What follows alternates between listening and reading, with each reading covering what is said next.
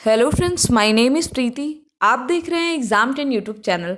Friends, आज हम लोग डिस्कस करने वाले हैं 27 फरवरी के करंट अफेयर। आज जो भी इंपॉर्टेंट क्वेश्चंस होंगे उसको हम लोग इस वीडियो में कवर करेंगे। शुरू करने से पहले मैं चाहूँगी कि जिन लोगों ने चैनल को सब्सक्राइब नहीं किया है वो चैनल को सब्सक्राइब कर लें और बेल आइकन पर जरूर क्लिक करें। इसके अलावा अगर आपको वीडियो की पीडीएफ चाहिए तो आप हमारे टेलीग्राम लिंक में जुड़ सकते हैं और वहाँ से पीडीएफ डाउनलोड कर सकते हैं। ठीक, तो आइए शुरू करते हैं टॉपिक को।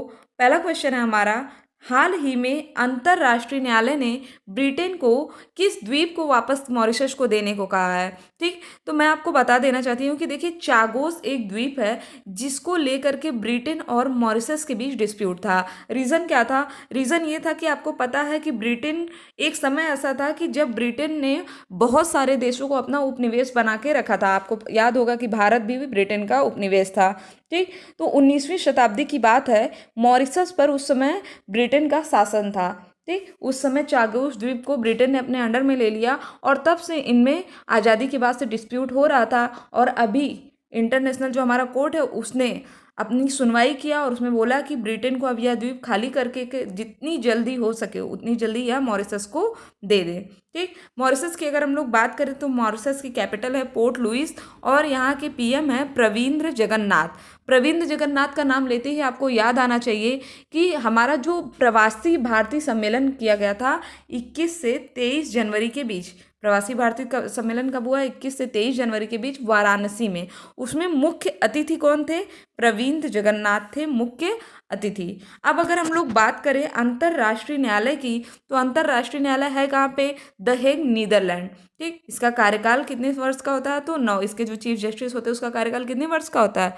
9 वर्ष का होता है इनका कार्यकाल। इसी के साथ मैं आपको बता दूं कि मैंने यूनाइटेड नेशंस के बारे में आपको पढ़ाया है। ठीक, आप लोग इकोनॉमिक्स के प्लेलिस्ट में जाइए, वहाँ पे आप इसके बारे में पढ़ेंगे। क्योंकि अगर हम लोग बात करें अंतर्राष्ट्रीय न्यायालय की, तो ये किसकी संस्था है? ये यूनाइटेड नेशंस की संस्था है। ठीक, ये जो आप देख रहे हैं यही है हमारा कोर्ट ऑफ इंटरनेशनल जस्टिस। ठीक, कोर्ट इंटरनेशनल जस्टिस। इसमें कितने न्यायाधीश होते हैं? तो 9 न्यायाधीश भी होते हैं। चलिए नेक्स्ट बात करते हैं। भारतीय वायुसेना के किस इंडियन फाइटर जेट ने एलओसी पर आतंकियों को निशाना बनाया? तो इस फाइटर जेट का नाम था मिराज 2000। ठीक, आपको पता है कि 14 फेब को हुआ था हमारा पुलवामा अटैक। इसके बाद भारतीयों ने एक्शन लिया किसके द्वारा? मिराज 2000 के द्वारा। इसमें इन्होंने क्या किया कि जो लाइन ऑफ कंट्रोल की लाइन है उसको क्रॉस किया और अंदर जाकर के 3 जगहों पर 1000 किलो की बमबारी किया। इसके बारे में मैंने आपको पूरा डिटेल में पढ़ाया है। देखिए, किसी भी चीज़ को पढ़ने से पहले आप ये जान लीजिए कि आखिर ये जो विवाद है, आप लोग काफ़ी दिन से सुन रहे होंगे कि भारत और कश्मीर, पाकिस्तान में विवाद है हमेशा कश्मीर को लेके। ठीक, जहाँ पे भी आप लोग देखेंगे वहाँ पे बात चल रही है कि इसके बदला लो, ये करो वो करो। जरा सा दिमाग लगाइए क्या कि बदला लो ठीक है, लेकिन इसके अलावा 35A और अगर हम लोग बात करें 370, अगर ये दोनों आर्टिकल्स हैं, अगर ये दोनों हट जाते हैं तो आधी प्रॉब्लम तो अपने आप सॉल्व हो सकती है। ठीक, तो अगर मैं बात करूँ तो इसमें मैंने आर्टिकल 370 के बारे में आपको पढ़ाया है। आप लोग इसके बारे में ज़रूर से पढ़े। मैंने कश्मीर का पूरा इतिहास आपको पढ़ाया है कि मौर्य वंश से लेकर के, ठीक, कारगिल की लड़ाई, उसके बाद सन 2004 आपसा जो कानून लगा था वो, ये सारी चीज़ें हम लोगों ने डिस्कस किया है। आप प्लेलिस्ट में जाइए पॉलिटी की, उसमें ज़रूर पढ़िए। अभी मैंने एक हफ्ते पहले ही आपको पढ़ाया। और रही बात आर्टिकल 35A की, तो मैं जल्द ही आपको पढ़ाऊंगी। ठीक, क्योंकि आप लोग पढ़े लिखे तो आप कोई भी डिसीजन जो उसमें ना लें, एक बार पहले पूरा सिनेरियो समझें और उसका परमानेंट सोल्यूशन निकालें। और परमानेंट सोल्यूशन जितना ज़्यादा रिवेंज है कि हाँ अटैक हमें करना चाहिए, उससे ज़्यादा यह भी है कि अटैक करो उसके बाद लेकिन 370 और 35A पे विचार करना चाहिए। ठीक, तो आप लोग 370 पढ़िए और उसमें आप अपना ओपिनियन दे सकते हैं कि हाँ हटाना चाहिए इसे कि नहीं हटाना चाहिए। ठीक, चलिए तो फिर अभी हम लोग बात कर रहे हैं मिराज के बारे में। मिराज 2000, ये जो आप इमेज देख रहे हैं ये है मिराज 2000 की इमेज। ठीक, ये जो हमारा स्ट्राइक हुआ है तो आपको पता है उरी हमले के बाद जो सर्जिकल स्ट्राइक हुई थी वहाँ से एग्जाम में क्वेश्चन आया था, तो यहाँ से भी आ सकता है। ये है हमारी एयर स्ट्राइक जिसका नाम रखा गया एयर स्ट्राइक 2.0। ठीक, इन्होंने 3 जगहों पर निशाना बनाया था, बालाकोट, मुजफ्फराबाद और चकोटी। उसमें आपको पता चल जाएगा कि जब जो ये हमारा कश्मीर है यह 3 भागों में है। ठीक, यहाँ पे तो है एलओसी, ठीक, लाइन ऑफ हमारा है पीओके पाक पाक अधिकृत कश्मीर है। फिर इधर हमारा अक्साई चीन है। ठीक, यहाँ पे है आज़ाद कश्मीर। ठीक, इसी की राजधानी है मुजफ्फराबाद। यहाँ पे पड़ता है बालाकोट। ठीक है, और चिकोटी, तीन चकोटी, तीन स्थान है। अब अगर हम लोग बात करें मिराज 2000 की कि यह किसने बनाया है, तो यह बनाया गया है फ्रांसीसी कंपनी दसॉल्ट के द्वारा। ठीक, यह सिंगल इंजन का विमान है। और देखिए, अब हमारे लिए दो विमानों के बारे में इस समय जानना जरूरी है, एक तो मिराज 2000 और इसके अलावा राफेल डील। तो मैं जल्दी ही आपको राफेल डील पे एक वीडियो प्रोवाइड करूंगी, क्योंकि कहा गया है कि अगर इस समय हमारे पास राफेल विमान होते तो हमें एलओसी क्रॉस करके पाकिस्तान पर हमला नहीं करना पड़ता, वो हम भारत से ही कर लेते। ठीक, तो इन सभी फैक्ट्स को जरूर जानिए, सिर्फ और सिर्फ जोश में मत रहिए, सभी फैक्ट याद करते चलिए, क्योंकि सभी चीज़ें इंपॉर्टेंट होती हैं। ठीक, तो चलिए अगले क्वेश्चन की बात करते हैं। हाल ही में किसके द्वारा गांधी शांति पुरस्कारों का वितरण हुआ? रही बात, यहाँ पे मैंने वितरण वर्ड क्यों डाला है, क्योंकि इसका जो अनाउंसमेंट है वो बहुत पहले ही हो चुका था। अब क्या हुआ है, अब हुआ है इसका वितरण। ठीक, तो आपको पता होना चाहिए कि इसका वितरण कहाँ पे हुआ है। इसका वितरण हुआ है राष्ट्रपति भवन में 26 फरवरी 2019 को, मतलब कल के दिन हुआ है इसका वितरण। तो किसने किया है, तो रामनाथ कोविंद ने किया है इसका वितरण। और 2018 में गांधी शांति पुरस्कार दिया गया है योहेई ससाकावा। अगर आप लोग करंट अफेयर डेली देखते होंगे तो मैंने कई बार रिपीट किया होगा योहेई ससाकावा के बारे में।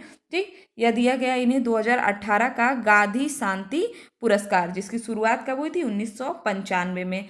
ठीक, अब अगर हम लोग बात करें कि 2015 में यह पुरस्कार, 2015, 16, 17, 18 सबका अनाउंसमेंट एक साथ हुआ है। 2015 में यह विवेकानंद केंद्र कन्याकुमारी को दिया गया। 2016 में संयुक्त रूप से अक्षय पात्र फाउंडेशन और सुलभ इंटरनेशनल को। 2017 का एकल अभियान न्यास को और 2018 का यूएई ससाकावा को दिया गया है। क्यों दिया जाता है? अहिंसा के माध्यम से सामाजिक, आर्थिक और राजनीतिक परिवर्तन के लिए यह पुरस्कार दिया जाता है। याद रखिएगा, इसमें 1 करोड़ रुपए दिए जाते हैं और एक प्रशस्ति पत्र दिया जाता है। ठीक, चलिए अगले क्वेश्चन की बात करते हैं। अगला क्वेश्चन हमारा, कोबरा गोल्ड सैन्याभ्यास का आयोजन किन देशों के मध्य हुआ? तो यह अमेरिका और थाईलैंड के बीच हुआ है। किसके बीच हुआ है? कोबरा गोल्ड सैन्याभ्यास यह हुआ है अमेरिका और थाईलैंड के बीच। अगर हम लोग बात करें तो एशिया प्रशांत क्षेत्र में होने वाला यह अपनी तरह का सबसे बड़ा आयोजन है, जिसको सबसे पहली बार कब आयोजित किया गया था? 1982 में। ठीक, इसका उद्देश्य क्या है? इसका उद्देश्य है आपसी सैन्य सहयोग और अंतर संचालन को मजबूत करना। ठीक है, इसमें देखिए भारत ने भी पार्टिसिपेट किया था। भारत ने पहली बार हिस्सा लिया था इसमें 2016 में, और जबकि चीन की बात करें तो चीन इसमें 2015 में हिस्सा लिया है। ठीक, इसके अलावा अमेरिका और थाईलैंड के बीच तो इसको शुरू किया गया, लेकिन इसके अलावा सिंगापुर, चीन, भारत, इंडोनेशिया, ये सब भी इसके सक्रिय भागीदार हैं। ठीक है, तो याद रखिएगा, इंपॉर्टेंट क्वेश्चन है। ठीक, नेक्स्ट बात करते हैं हम लोग, किस राज्य में सुजलाम सुफलाम जल संचय अभियान के दूसरे संस्करण की शुरुआत की गई है? तो इसकी शुरुआत की गई है गुजरात में। कहाँ पे इसकी शुरुआत की गई है? गुजरात में। ये जो आप देख रहे हैं सुजलाम सुफलाम जल अभियान, ठीक, इमेज मैंने यहाँ पे लगा दिया है। ठीक, तो इसमें क्या है कि जल अभियान से जुड़कर गुजरात को जल समृद्ध बनाना है। समृद्ध बनाने का मतलब जल का संचय करना है। ठीक, कैसे? इसका उद्देश्य क्या है कि मानसून से पहले जो भी रिवर फ्रंट्स हैं उनकी सफाई करना, वहाँ से गाद निकालना और उसकी गहराई को बढ़ा देना, जिससे क्या हो, बाढ़ ना आए और इसके साथ ही साथ क्या हो, पानी को एकत्रित किया जा सके। तो ये है हमारा इंपॉर्टेंट क्वेश्चन। इस योजना की शुरुआत कब की गई थी? इसकी शुरुआत की गई थी 1 मई 2018 को। कब किया गया था? 1 मई 2018 को। और अब हम लोग थोड़ा सा गुजरात से इंपॉर्टेंट फैक्ट जान लेते हैं। जैसे गुजरात की कैपिटल क्या है? गांधीनगर है। वहाँ के सीएम है विजय रूपाणी। अब गुजरात से हमारे देखिए करंट के 3 इंपॉर्टेंट क्वेश्चन हैं, ठीक, जो कि पिछले 1-2 महीने के हैं, और ये स्टैटिक जीके के भी क्वेश्चन बन चुके हैं। जैसे अगर हम लोग बात करें इस समय कि विश्व का सबसे बड़ा स्टेडियम कहाँ पर है, तो यह बन रहा है गुजरात के अहमदाबाद में, जिसमें कुल कितने लोग बैठ सकते हैं? 1,10,000। इसके पहले कहाँ था? इसके पहले था ऑस्ट्रेलिया में, जिसमें 1,04,000 लोग बैठ सकते थे। इसके अलावा गुजरात में नर्मदा नदी के किनारे बना है स्टैचू ऑफ यूनिटी, जो कि दुनिया की सबसे ऊंची प्रतिमा है, 182 मीटर। ठीक, तीसरा है आपका सरदार सरोवर डैम, जो कि अभी निर्माणाधीन है। यह अभी कहाँ पे है? गुजरात में है, अभी बन रहा है, या बन जाएगा तो यह दुनिया का सबसे बड़ा डैम होगा। ठीक, याद रखिएगा। चलिए अगले क्वेश्चन की बात करते हैं। हाल ही में नागालैंड का पहला लोकायुक्त किसे नियुक्त किया गया? बात हो रही किसकी? लोकायुक्त की। तो क्वेश्चन का आंसर जानने से पहले मैं ये चाहती हूँ कि आप लोग जान लीजिए कि लोकायुक्त होते क्या हैं। देखिए, किसी भी राज्य में लोकायुक्त की नियुक्ति की जाती है भ्रष्टाचार रोधी लोकपाल के रूप में। किसके रूप में? भ्रष्टाचार रोधी लोकपाल। अब जाहिर सी बात है, अगर किसी राज्य में कोई भ्रष्टाचार को रोकेगा तो लोग क्या करेंगे? उसे हटा देंगे। इसी वजह से इसमें एक क्लॉज बनाया गया है कि इनके पद को, अगर इनका अपॉइंटमेंट हो गया तो इनको इनके पद से खारिज नहीं किया जा सकता। ठीक, ना ही सरकार द्वारा उनका हस्तांतरण किया जा सकता है। तो मेरे हिसाब से काफ़ी अच्छा पद है, क्योंकि अगर हम लोग बात कर रहे हैं भ्रष्टाचार की, तो जो भ्रष्टाचार को खत्म करने की कोशिश करता है लोग उसको ही खत्म कर देते हैं। ठीक, तो इस तरह के कुछ इसमें क्लॉज दिए गए हैं। हाँ, कैसे हटाया जा सकता है? विधानसभा में 2/3 बहुमत से इसको हटाया जा सकता है, लोकायुक्त को। ठीक, तो अब बात कर रहे हैं हम लोग कि नागालैंड का पहला लोकायुक्त किसे बनाया गया? तो जस्टिस उमानाथ सिंह को बनाया गया है, जो कि अगर हम लोग बात करें तो मेघालय हाईकोर्ट के पूर्व मुख्य न्यायाधीश थे। ये जो आप इमेज देख रहे हैं यही है जस्टिस उमानाथ सिंह। अगर हम लोग बात करें कि सबसे पहले लोकायुक्त कहाँ पे आए, तो सबसे पहले लोकायुक्त बना था महाराष्ट्र में 1971 में, 1971 में। इसके बाद सभी राज्यों ने एक एक लोकायुक्त रखने की शुरुआत कर दिया। ठीक, तो चलिए अगले क्वेश्चन को देखते हैं हम। अगला क्वेश्चन हमारा, हाल ही में किस देश ने वलायत 97 नामक युद्ध अभ्यास का आयोजन किया? तो इसका आयोजन करने वाला है ईरान। अगर हम लोग बात करें इसका आयोजन हुआ कहाँ पे है, तो इसका आयोजन हुआ है ईरान की खाड़ी तथा हिंद महासागर में। ठीक, ईरान खाड़ी और हिंद महासागर में इसके 3 दिवसीय ड्रिल का आयोजन हुआ है। ठीक, और अगर हम लोग बात करें ईरान की कैपिटल क्या है, तो ईरान की कैपिटल है तेहरान। अब है हमारा अगला क्वेश्चन। अगला क्वेश्चन हमारा, हाल ही में स्वस्थ इम्यूनाइज्ड इंडिया अभियान का ब्रांड एम्बेसडर किसे बनाया गया है? तो इम्यून से ये वर्ड आया है, इम्यूनाइज्ड। ठीक, तो इसका ब्रांड एम्बेसडर बनाया गया है करीना कपूर खान को। इनका उद्देश्य क्या है? इसका उद्देश्य है लोगों को प्रतिरक्षण के बारे में जागरूकता प्रदान करना। अब है क्या ये इम्यून सिस्टम?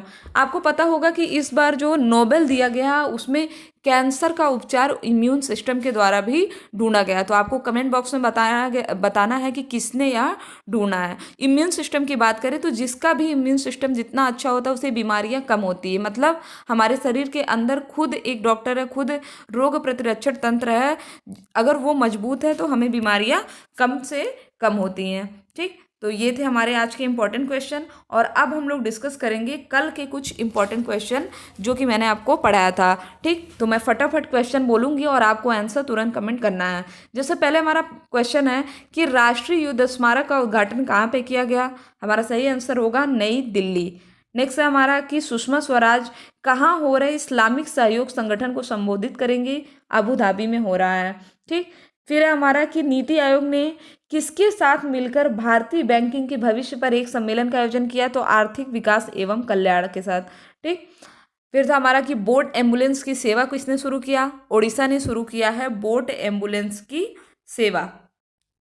अगला है हमारा कि सऊदी अरब ने अमेरिका में अपना राजदूत किसे बनाया? तो राजकुमारी रीमा बिन्त बंदार। इंपॉर्टेंट क्वेश्चन है क्योंकि किसी भी देश में सऊदी अरब की पहली महिला राजदूत है रीमा बिन्त बंदार। ठीक, नेक्स्ट हमारा कि यूपी की किस मूवी को ऑस्कर अवार्ड मिला है? तो period end of sentences movie है, इसे मिला है ऑस्कर अवार्ड।